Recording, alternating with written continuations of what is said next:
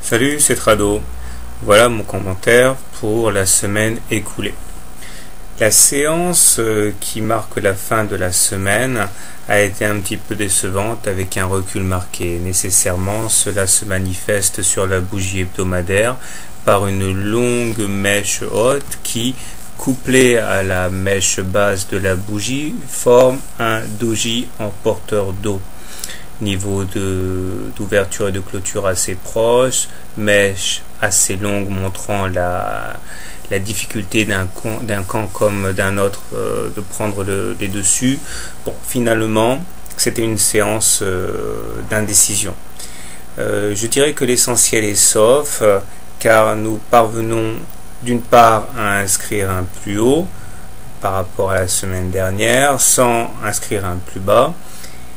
Et surtout, nous arrivons à nous maintenir en dehors de la Bollinger supérieure, c'est-à-dire que nous avons un T3.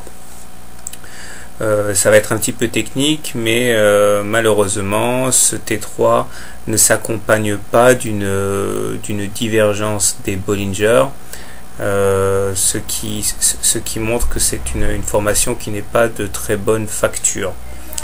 Au demeurant, les indicateurs techniques sont très bien orientés puisque le stock et le MACD sont au-dessus de leurs signaux, tandis que le momentum est clairement ancré en zone très positive.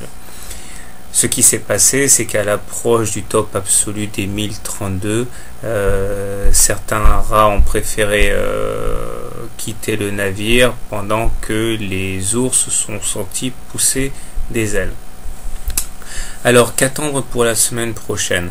Comme je l'ai dit, je suis circonspect par rapport à la non-divergence des Bollinger dans un contexte de T3, ce qui me fait craindre que la semaine prochaine, nous devions assister plutôt à une temporisation.